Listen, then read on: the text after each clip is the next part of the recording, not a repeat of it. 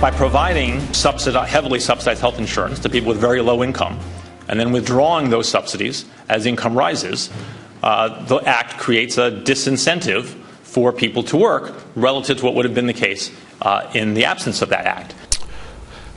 Welcome to the Journal Editorial Report. I'm Paul Gigot. That was Congressional Budget Office Director Douglas Elmendorf telling Capitol Hill lawmakers that President Obama's Affordable Care Act is a disincentive for people to work, adding fuel to Republican arguments that Obamacare will hurt the economy. But the White House vehemently disagrees. Here's the chairman of the Council of Economic Advisors, Jason Furman.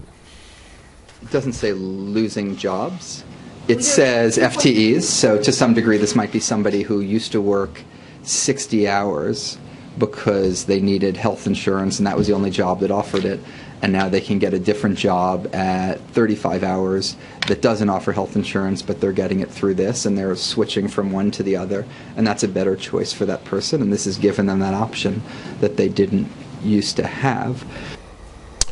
So, which is it, a disincentive to work or a catalyst to give people the freedom to choose where they want to work? Let's ask Wall Street Journal editorial board member Joe Rago, Washington columnist Kim Strassel, and assistant editorial page editor James Freeman. So, Joe, a little background. Congressional Budget Office isn't some right-wing outfit. This is the group that was cited many, many times by the White House when it was promoting the Affordable Care Act as an authority on the law.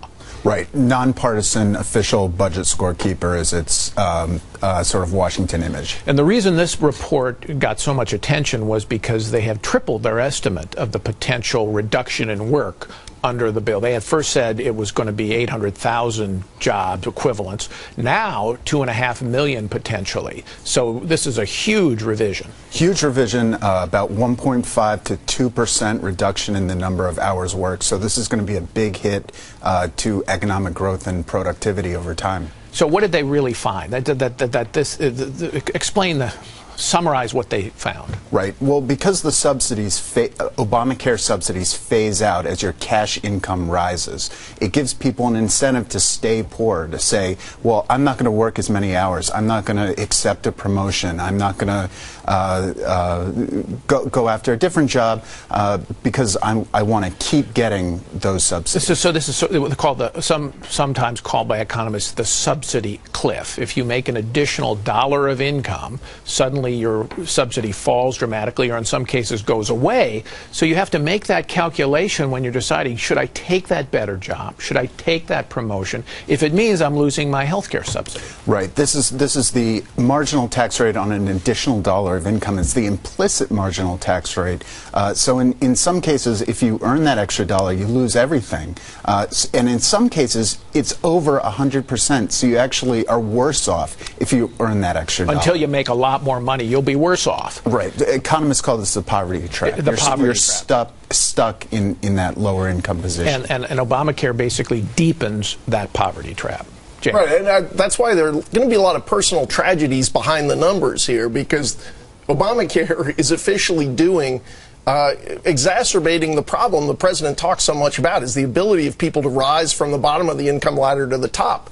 And now you have a huge disincentive to keep working or to work more. And for the record, I think I speak for all the staff when I say, if you told us you're cutting all our hours down to 35, I don't think any of us would look at that as, progress.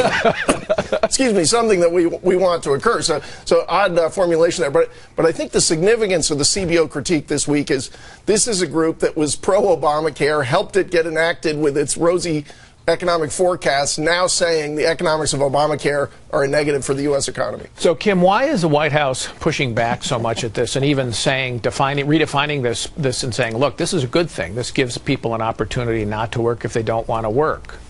Because they have no choice. Look, if you pass a law that the entire country hates and that is getting slammed with headlines about how people are losing their health plans and their doctors and paying more, and now you also get hit with reports saying that this is also undermining the engine of the economy, you basically have no choice but to send out your economists and come out with a bizarro explanation, somehow suggesting that underemployment is awesome. Because, I mean, that's basically what they said this week. And so this this is a political way of trying to extricate themselves from this hole. It's still a problem for them, especially with midterms coming up, because this report adds yet another amount of fuel that Republicans will hit them on. What about this point about the White House brings up, Joe, which is this actually liberates people from job lock, where you feel you can't take a new job because you lose your health insurance if you do, that because of Obamacare, that will no longer be a concern. So this is a net benefit. Well, job lock is supposed to be about the flexibility to switch jobs or start your own business. Here, they're giving people an incentive not to work, to leave the labor force, or to work less. I don't think that's a good thing. They're also saying these aren't layoffs. It's just people choosing not to work. There's really no difference if you think about a job as a contract between a seller of labor and a buyer of labor. I mean, this is really reducing the number of jobs, reducing the number of workers, and again, harming growth over the long term. And this calculation that the Budget Office made does not include the jobs that employers might not offer, because they said that because of the mandate or because of the penalties that increase costs. They said they couldn't include that calculation because it was hard to model and the law has been delayed for a year.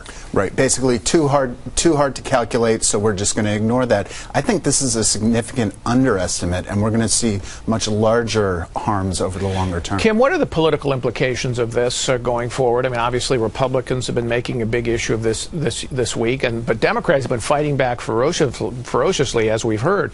Is this just going to be one of those academic debates, or is this going to have real political consequences?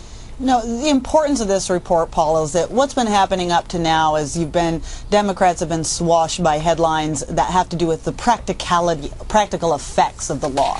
Again, how this is harming individual Americans because of the way it's changed their health care. What this adds is now a big macroeconomic argument that the Republicans are also going to be leveling against Democrats this fall, that the law is undermining the economy. And given how fragile that economy is, that is something that will resonate with voters. Okay, Kim, thanks so much.